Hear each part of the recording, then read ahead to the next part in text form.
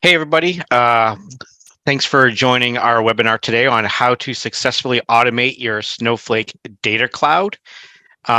Before we get going, there's a few housekeeping things we'd like to address. So during today's webinar, we definitely want to take people's questions, but however, we have folks on mute.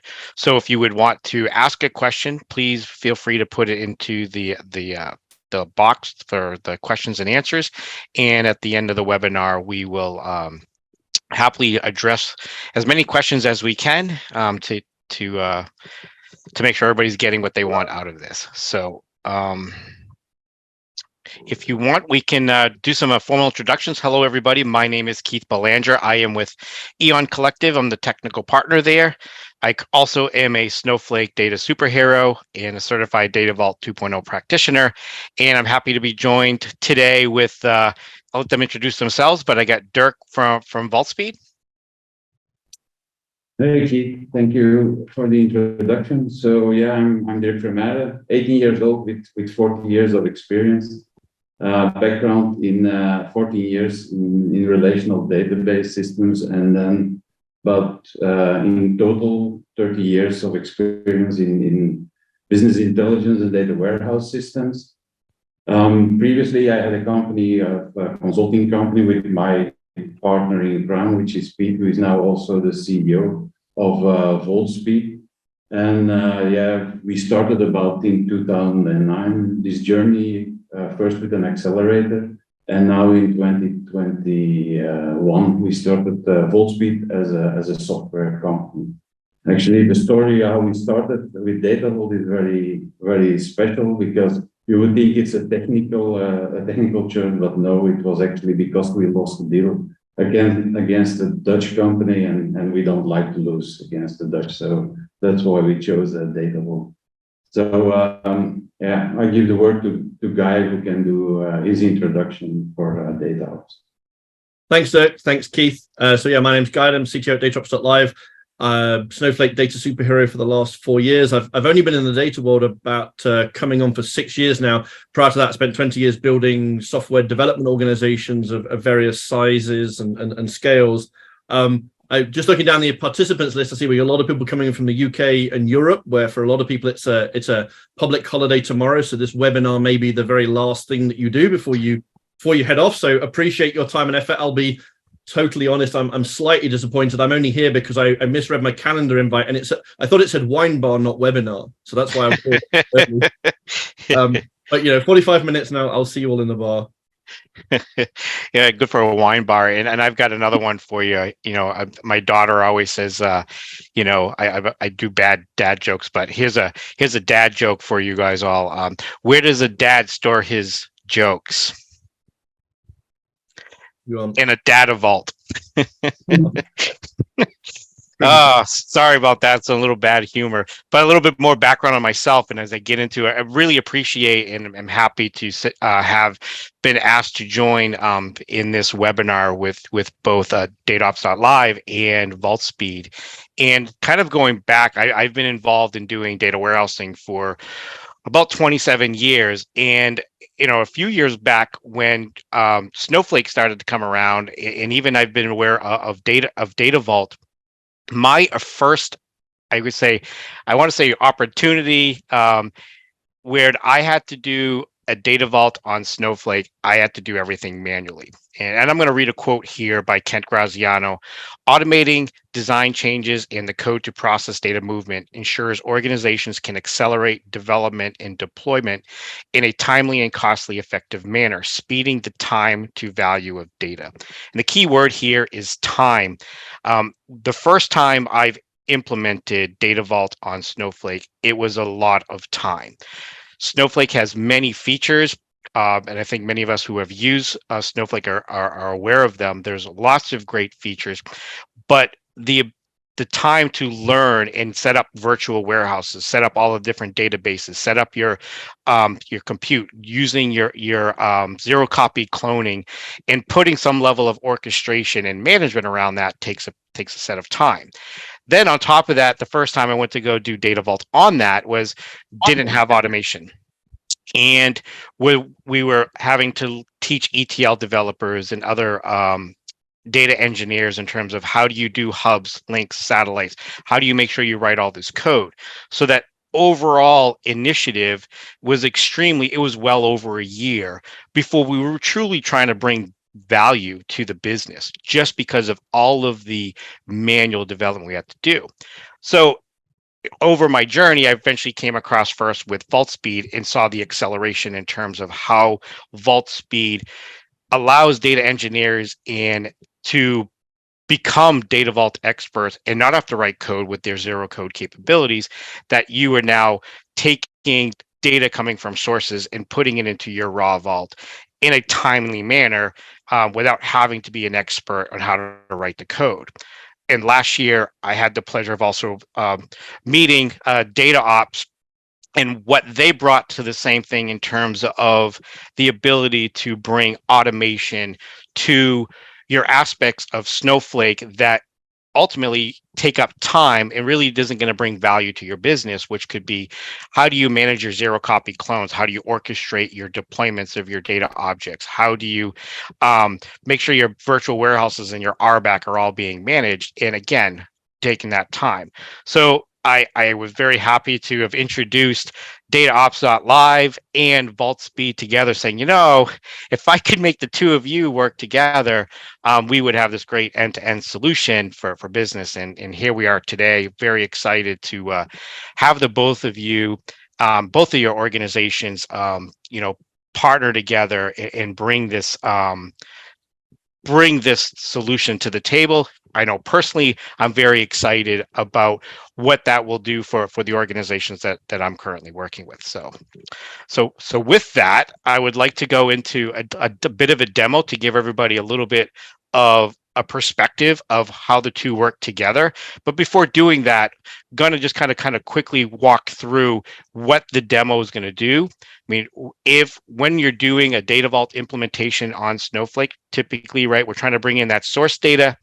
We're trying to bring it into the landing zone, right? And a lot of these things we're using Snowflake features. You could be using streams. You might even be using some of the snow pipes, bringing those into the database, and then having to then bring that data into a raw vault model, your business vault model, and eventually into your information mart and all of the code around that. So there's a large combination of both, Snowflake and Vaultspeed generated code and Vaultspeed modeling coming together to make that happen. So with that, we have I've got a quick little demo here that I'd like to show you guys in terms of this going end to end with the two products working together.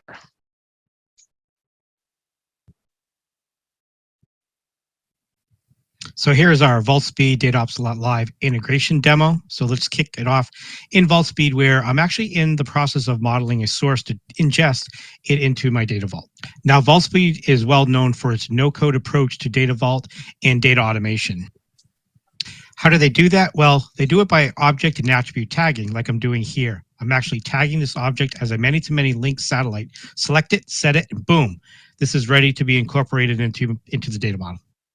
If you've done enough of that modeling and you've done all the integrations, you'll end up with an integrated data model that looks like this. This is a data vault model that is ready to be generated and deployed into my Snowflake environment. Now in my Snowflake environment, what I have prepared is a database and a bunch of schemas that contain some initial and some CDC data. And second, I've also created a dashboard in which I would like to show you guys that my data was loaded and it is ready for the end user consumption.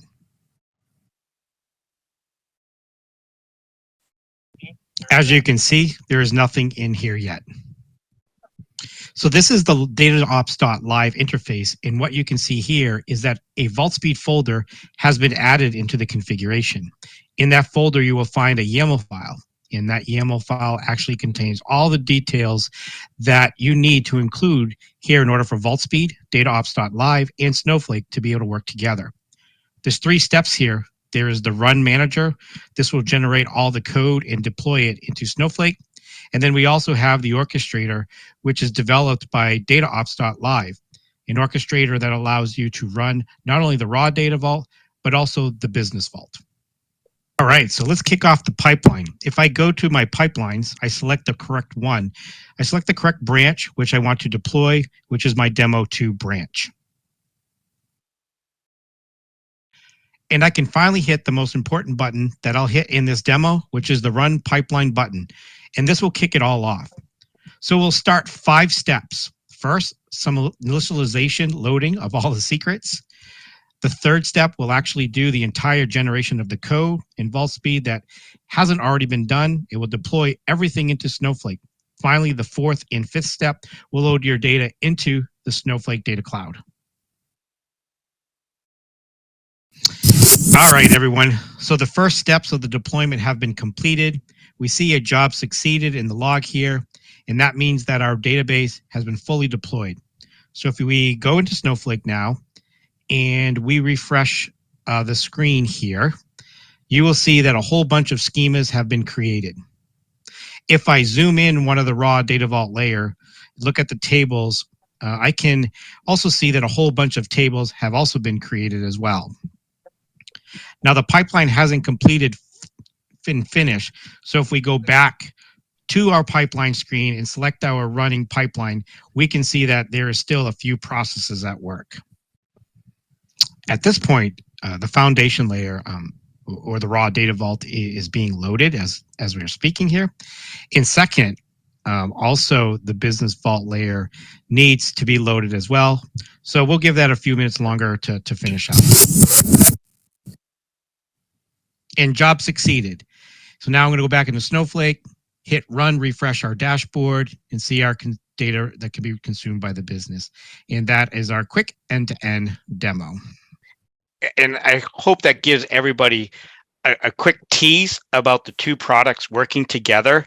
But I'm going to dive into it just a little bit more and break down kind of some of the things that may not have been really visible, but what have happened with these two solutions and working together, right? So the first is the setup.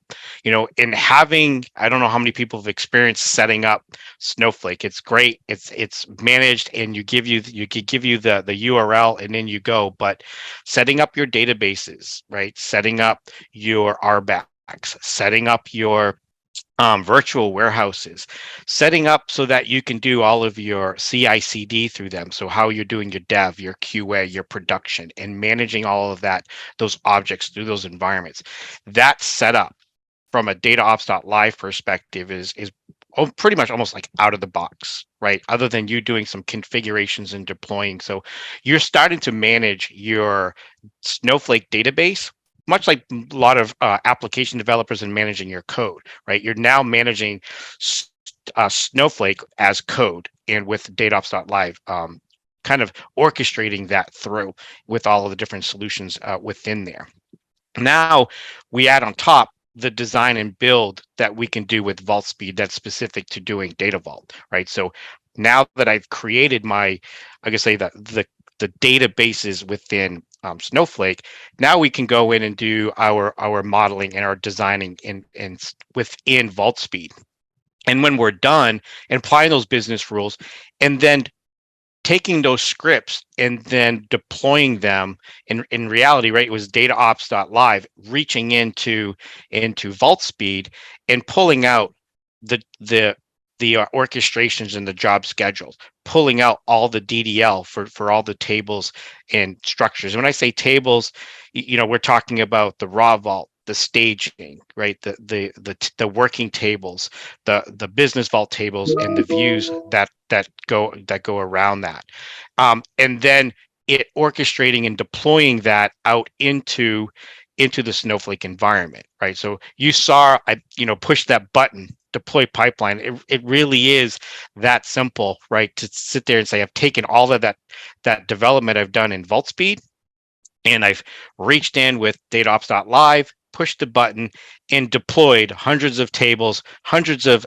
ELT code and views, and then executed it to run within that workflow and orchestrating. So really taking it from having to be weeks and weeks, months and months worth of work and lots of people down to a very short period of time of a few weeks and few months, that you're literally bringing end-to-end business value to your organization. So, this is hard to really show how much it brings to the table with just a slide, but that's kind of been my experience with these two solutions working together. So with that, I can even want to kind of briefly talk about a use case in terms of which we are currently using that. So at the moment, working with an organization that's in the healthcare vertical, and this is an organization that, for the most part, right, was not Snowflake expertise, right? They're not Data Vault expertise,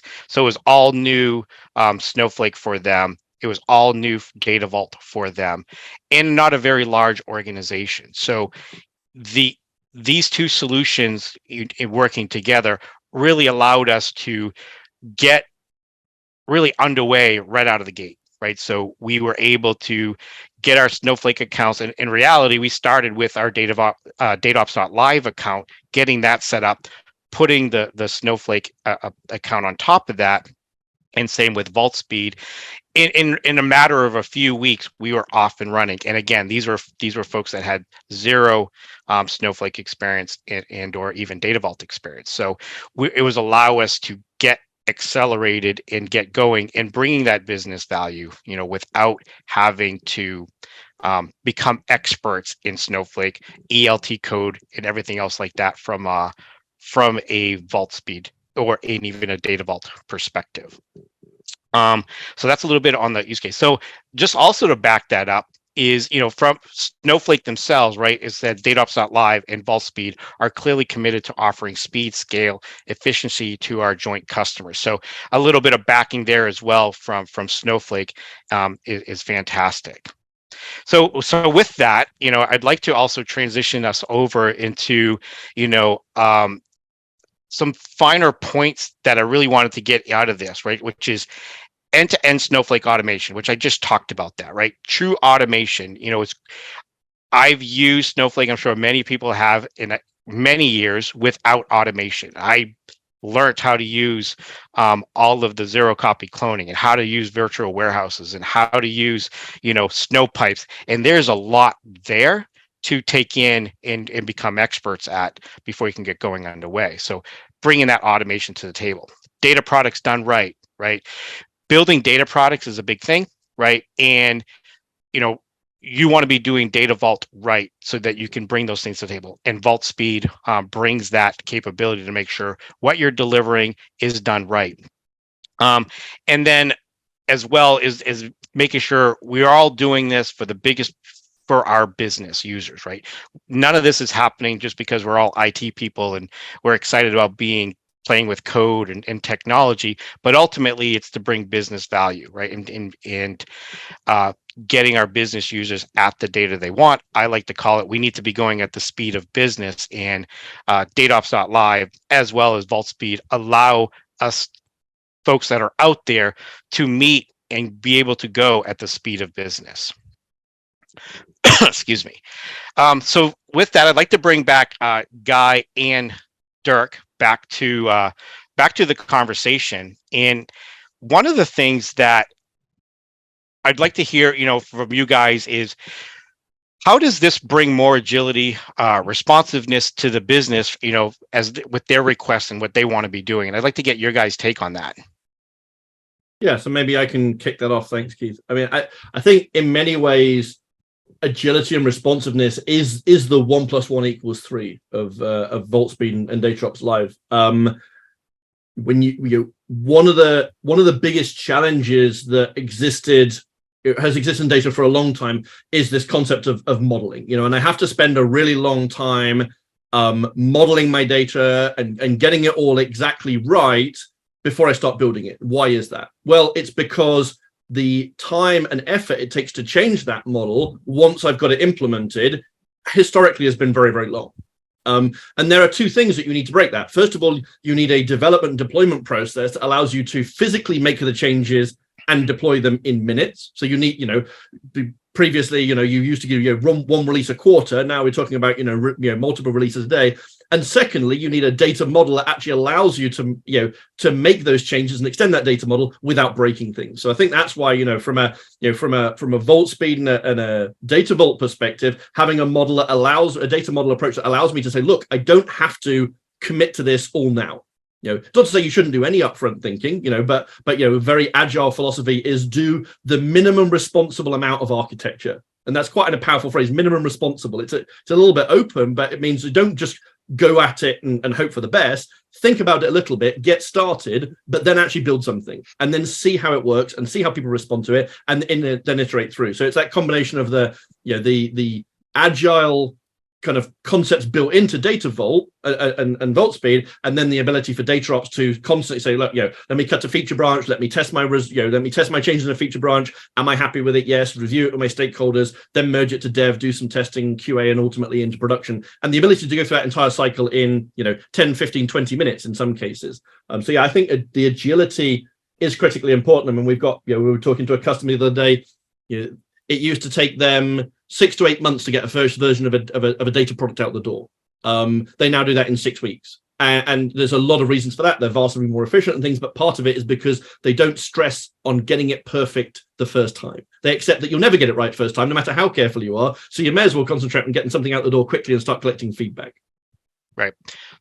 Derek, is there anything else you would want to maybe add to that or expand upon? Or I think Guy gave already a very extensive explanation about this, but yeah, I think from our side, it's all about this no-code actually approach to building a data vault environment or a data vault environment with templates which we manage and which are pre-tested. So with a big advantage that you don't have to worry about the data coming out. It's actually data that is already tested by us.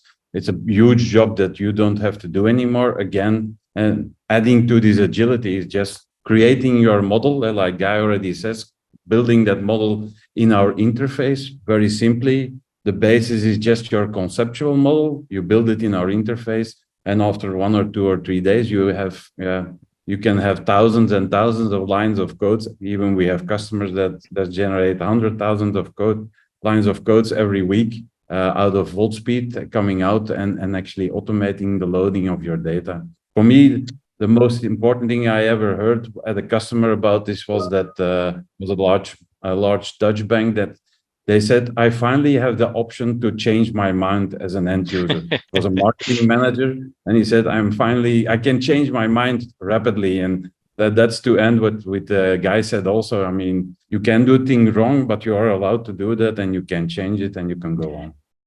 Yeah, it makes me think. We talked a little bit about agility, right? But also like the efficiency to what you were just talking about. That what this brings to the table is that you don't have to be perfect, and because you can get things to market or to the business faster, the fail fast, right? Hey, is this what you really want? And I think that efficiency as well is a huge thing that brings to the table, that you don't have to wait months to find out if it's what you want or you don't want, and being able to accelerate that. I think just to add to that point, sorry, Keith, agility. Yeah, go ahead. A lot of people think about agility as the speed at which I can turn around the request I was given in many ways. Right. And one of the things, my background is useful coming from the software world. I spent 20 years coaching organizations on agile. It's actually not that. It's subtly different. Agility is really the speed at which you can give your stakeholders what they want. Right. And there is a significant difference between giving your stakeholders what they want and giving your stakeholders what they asked for. Right. A lot of people say, I'm agile because a request comes in, I close, I do it quickly, I close a ticket. Well, does the stakeholder get what they want? Well, no, actually, they open another ticket the next day because it turns out what they asked for and what they wanted were different. And then, of course, the engineers start, saying rude things about stakeholders and whatever. But the reality is stakeholders are human just the same as the rest of us. And it's very hard in a lot of cases to say what they want until they actually see something. So one of the things that we really advocate is, look, when you've made a change, it may match what you originally asked for, but then the ability to go back to that stakeholder and say, hey, this is what you asked for. Is it what you want?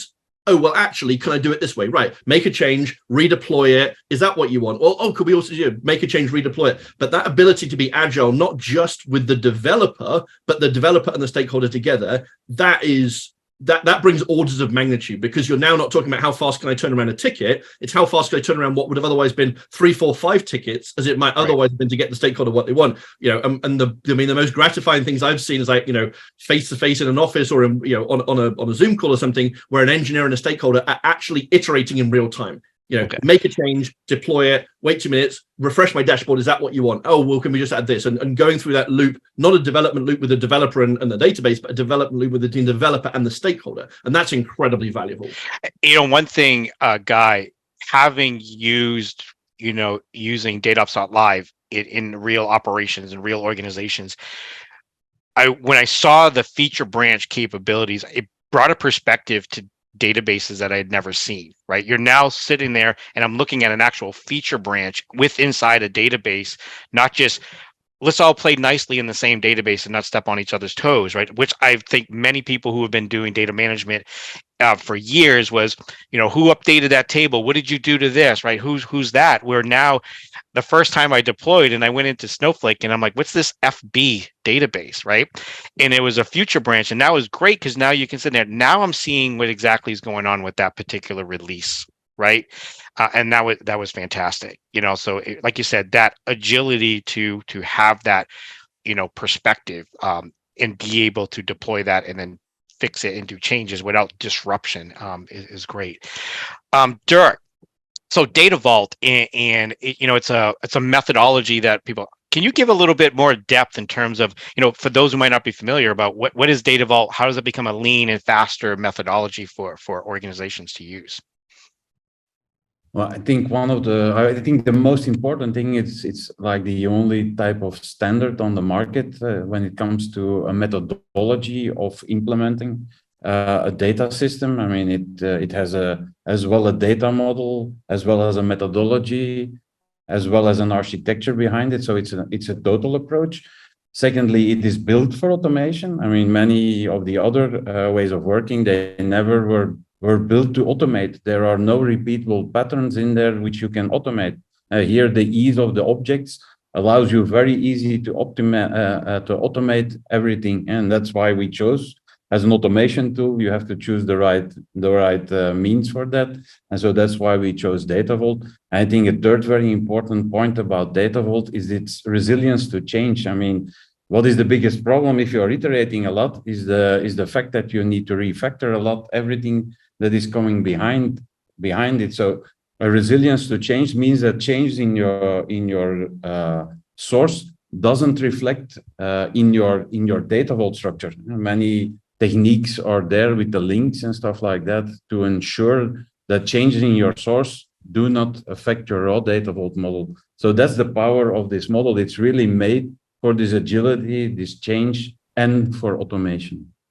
Yeah, and Dirk, I kind of want to bring that back to efficiency, right? Is, what does this mean from with you guys from an automation both together, is in terms of like the number of data engineers, right, and the number of people playing? Like, I really want to get both your guys' perspectives on what does this mean, again, back from an organization, from efficiency with their people. I think from what for us was important is to make sure that people can find the profiles they need on the market very easily. I mean, to find these Swiss Army knife people like the data engineers is very difficult. They can do everything, and they need to be able to do so you can reduce that number of data engineers that you really need for the real technical work. In our tool, it's all about modeling and having the functional knowledge. So if you have a good data modeler, if you have a good functional person, he can actually build everything, and the code will roll out. So on a resources base, it means you can reduce the really technical, difficult to find personnel. So in this way, we try to solve this problem on the market also, because we also have the problem to find these types of profiles. Yeah, and on that, I've had many organizations that say, well, I've got these data engineers, what are they going to do? And people start to worry about, in what I've seen organizations do is able to shift, right? Rather than having your data engineers working on, loading data, or say maintaining your database schemas and your virtual warehouses, these folks are now able to spend their time driving insight, right? Leveraging that data to bring business value, right? To me, that's, you don't want your army or your Swiss Army and all your people just worrying about maintaining a database and writing code to load a database, right? We want people getting insight, driving business value, right? And that's my perspective that I see. Guy, is anything you want to add to that? Yeah, I mean, well, first of all, I was going to say, I always smile when people talk about, is a data engineer worried for their job? I think it's a universal truth that, it's been 7 or 8 years since I've been working with data companies, and I have never once heard anybody say anything other than we've got more data requirements than we have people to do it. And that hasn't changed in the last 8 years. It's not going to change in the next decade. Exactly as you say, it's about, what is better for a data engineer? Is it kind of proving the value of your job by working away behind the scenes and just keeping the lights on? Or is it spending the same number of hours in the day, or maybe even a few less hours in the day, you can get to go home on time, but actually adding real value to the business? The person that's adding real value to the business every week has nothing to worry about in terms of their job, for sure. Right. But I think just on that point of efficiency, I wanted to come back to something you mentioned before, because it's a really interesting point in the way that the world moves. When I came from the software world into the data world, I'd previously been running a software engineering team of a couple of hundred people, and then I was responsible for a data team of 70 people, and I did kind of an efficiency analysis, and I came to the conclusion that data engineers are somewhere between 45 and 75% less efficient than their software counterparts. And the number one reason was the reason you mentioned, the fact that a data engineer has to request time in a dev environment or a test environment. And then when they get there, they have to work out, how is it different from production? Who's broken it? Then they spend the time, once they've finished it, they've got to hopefully try and put it back in some sort of reasonable state for the next person. That concept of a database being this static, protected, highly managed resource just needs to go away. That's what the cloud is for. The cloud is there so that we can press a button and get an ephemeral one of these built with, terabytes worth of state, use it for an hour, and then destroy it again. That's the whole promise of cloud data. And anybody who's kind of not thinking that way is kind of doing themselves a disservice. If you've moved to a cloud data platform like Snowflake and you're not taking advantage of that, you're paying the money, but you're not getting the value. Right. No, I agree. And having also used Vaultspeed on top of that is you're only needing for those people to be very attuned to their business, right? And understanding their business and not having to be experts in Snowflake technical or even ELT technical or Data Vault from a perspective. So it brings that efficiency to the table from a technical perspective and from a business expectations, right? They can start getting more sooner, right? So another topic, data products, right? The next best thing. I'd really like to get your take on Guy on data products and your thoughts around there. Yeah, I think there's a lot of hype around data products. I think and there's a lot of different definitions floating around about what data products really mean. And I come across a lot of confusion. The single biggest, when people are one-on-one being honest with me and say, I struggle because I read all that stuff about data products, but at the end of it, I've still got a set of tables and views inside a schema, and I've been doing that for the last 20 years. How is it different? And the reality, the way I explain it is data products is less about what you're building and more about how you're building it. So it might be that moving or migrating to a data product way of working, way of thinking, yes, you absolutely might end up with your customer 360 data is going to be a set of tables and views in a schema. So that piece isn't necessarily going to change. But what is going to change is that you're going to think about it with a product management approach. You're going to have a backlog. You're going to think about, well, what is the scope of this data product versus that data product? You're going to have versioning on it. I mean, versioning is a super important topic. This is, again, I hark back to my software days because a big part of what I do is try and bring well-known solutions to problems in the software world to data. We solved this 20 years ago in an API. If I want to create a new version of the API with a breaking change, I create version 2. I deploy 1 and 2 concurrently for a period of 9 months. I give my users a chance to move off version 1 onto version 2, and then I deprecate version 1. How many people are doing that in the data space today? I want to make a breaking change. I try and coordinate with all my consumers that we all make a change at the same time. That's an approach that's absolutely destined to fail. So, thinking about our data products the same way we think about software products, automated backwards compatibility testing, versioning, dependencies, the concept of having one data product dependent on other data products, building chains of data products. Think about them almost like Lego building blocks. So yeah, at its heart, that might still be tables and views and schemas and data shares and things like that. But the way that we manage them, the way that we put boundaries around them, the way that we deploy them, the way that we assemble them and compose them together is pretty fundamentally different. And I've been through the journey kind of 8 or 10 times now with different organizations, and I tell you what, it is transformational. I very firmly believe that in 18 months, 2 years, data products will be the de facto way that every organization is managing and considering their data. They're not good. They won't talk about tables and views as the base element. They will talk about data products as the base element, and then all of these other things that we're used to will sit underneath that. Yeah, absolutely. As much as I think the three of us could probably talk for hours and hours, we'll kind of move it along here. And just a few things to point out to everybody. So, if anybody's interested in connecting with myself, we've got if you guys want to scan your screens and look at some QR codes, but you can reach out to me. I'm also can be available on LinkedIn. You also have, if you want to look at the DataOps.live free trial, we got some there. And as well as I think most of us will be at WWDVC at the Worldwide Data Consortium at the end of this month, or in the early first week of May in Vermont. So definitely can look for a few of our folks from DataOps.live, as well as from VaultSpeed and myself there. A few of us are also doing some speaking. But now we would like to kind of move into get to the Q&A from the folks that are out there. And I have a couple of questions that I'm going to kind of jump it off to. I think this one is for you guys. So how will it fit with my current data processes? Do I need to redesign everything? I don't know if you want to address that one, Dirk. Well, I mean, the thing is that if you are in like a way of working in a previous data warehouse approach, I would say the easiest way is to keep that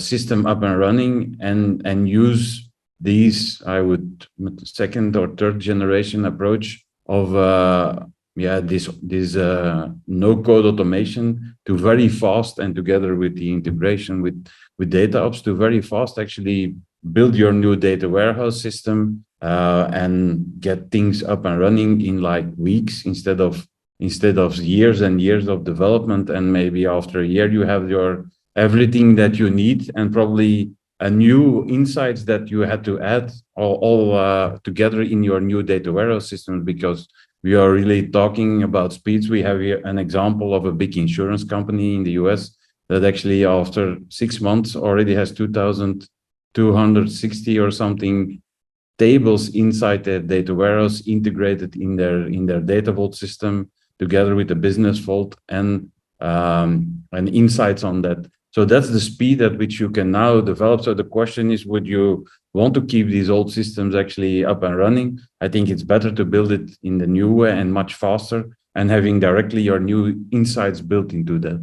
And being also sure, because that's the most important thing, is we now talked about building it, but the more important part is the whole actually change that you have, changes in your sources, changes in your requirements, being able to do that. So VaultSpeed also handles these delta releases very well. So if you have a change in your source, we automatically will generate that. The pipeline with DataOps is built to do that. So it's just another feature branch, and you bring it in, and you actually have your new change like in a day or 2 days into your data warehouse system or data system or whatever you call it now, because Gartner has a lot of names about it, like data factory, data hub. So that's the way it is. I mean, I think it's better to then start with a new architecture. That's what we see with this movement to the cloud. I mean, Snowflake is one of the, I would say, the engineers or the people that make this, they make this work. They make people change to the cloud And we are in that thing to help them then to get better to develop the right type of systems and faster actually implementation of these data systems. Great, absolutely. There's a bunch of questions here, and I think, Guy, you could probably wrap many of these questions all up into one long answer. I know one that's not here, but was asked outside was also, I already have tools that are self-orchestrated. How does DataOps.live different than them? And then also, I think you can see that we have a lot of other questions. So I'll kind of turn it over to you and see if you can bundle up many of these questions and to people and share the questions if other people aren't seeing it. So yeah, go ahead. Yeah. Turn it over to you. So yeah, I mean, just go through a couple of questions. Does this mean that DataOps only supports a single data model approach, i.e. Data Vault? No, DataOps.live is data model agnostic. We're big fans of Data Vault as an approach, but it doesn't necessarily fit everybody. So DataOps is agnostic to the modeling approach. Are we using a third-party repository such as GitHub, or is it our own? So we have our own inbuilt repository, but we can also mirror with GitHub Enterprise and GitLab and Bitbucket if organizations require it. Is DataOps SaaS-based, or can it deployed on-prem? So the main application is SaaS-based, but obviously a lot of people have got, Snowflake might be at the end of a private link connection, or you might have on-prem infrastructure like Matillion or so on. So we have an agent that sits inside your network, inside your private cloud, that dials back to the SaaS application, but it sits inside your network. So there's no requirement to open ports or anything like that. So we have this hybrid model that's kind of the best of both worlds. And I think that the last one here was, what's the security mechanism related to data movement between DataOps and Snowflake? So I think this is where Vaultspeed and DataOps.live both have a very similar approach to this, is neither of us are touching the data. We are both ultimately about building and then pushing down into Snowflake. So whether, on the DataOps side, it's much more about the Snowflake infrastructure, all of the virtual warehouses and roles and file formats and stages and all of those infrastructural pieces. We're pushing those down into Snowflake, and then obviously grabbing all of that DDL or the Delta DDL from Vaultspeed and then pushing that into Snowflake. But ultimately, the actual movement of data is still to Snowflake and inside Snowflake. We don't touch it. We don't want to be part of that process of data. We want to be the sitting outside, coordinating and orchestrating all of it. Which I think brings me on to your question. I mean, it is true, Keith. A lot of tools talk about orchestration, and a lot of tools talk about automation. I think one of the big things that people have to do is kind of look at what the scope of that is. There's a lot of tools that say we do orchestration. What they mean is they orchestrate their own workloads. Right. Or we automate stuff, but they automate their own stuff. We sit kind of and that's, by the way, there's nothing wrong with that. That's needed and absolutely critical. We sit a layer above that. What we're doing is orchestrating the whole ecosystem. 1, 2, 3 different ingestion tools. The data modeling in Vaultspeed, the infrastructure management, the access management, pushing the resultant metadata into the data catalog at the end of it. So lots of tools will talk about things like automation and orchestration, even things like observability. But what they mean is their own little part of the world, and it's not. I'm not denigrating that. It's an important thing. They have to do that. We couldn't do what we do unless they do that bit. We sit kind of one level above that and provide that end-to-end overarching automation, orchestration, and observability. And to add a little bit to that, I can personally vouch for, we're orchestrating many components of our ecosystem in the projects that we're working on. Like you said, whether that be the data governance solutions that are out there, right? Whether that being the ELT solutions that are out there, whether it's being the database that, that whole ecosystem. So there's another question that came up, and I think this is a great question, and I'm going to direct this one to Dirk, but I can also speak to it after as well, is DBT part of this specific solution, or does Vaultspeed replace the role that DBT might normally play? I like that question. Because we actually generate the code for DBT. So you could say we put the graphical interface on DBT. So you can just model what you want in Vaultspeed, and we actually, in this solution, we generate the projects, the macros, and all the SQLs that are needed inside DBT, and that gets actually executed. So yeah, we are the layer on top of DBT in this case. Like you said, for the schedule, you are the layer on top for everything. We are the layer on top for DBT code generation. And I would like to talk also about this Data Vault methodology. It's for us also a means to an end. I mean, if there would have been another method that allows you to automate, we would chosen for it. We've chosen for it. So it's a means to an end. We also have star schemas that you can generate through templates in the next layer. But yeah, the only way you can automate the integration of data is Data Vault. It's a choice we had to make because otherwise you just cannot do any automation. So you shouldn't see it as a Data Vault, like a data modeling approach. It's the entire approach that allows you to do automation, and it's a means to an end. If we could use it for star schemas, but it's not possible. The combinations that you have there in an object is too big. And it means that you have 1,000 combinations of code and you have 1,000 objects load. So you have one unique code for every object. So that's not automation. It's yet not possible. So that's the reason. It's a means to an end. And Data Vault is the only methodology that can do that. And that's the reason why we chose it. Our goal is to automate, not to use Data Vault either. Right, exactly. Well, we are at time. I appreciate all of your participation, the questions. This is fantastic. I know I'm personally excited, and I'm already using this combination of solutions. So again, thank you everybody for joining us, and have a great day. Thanks everyone. Take care. Bye. Everyone, have a nice day.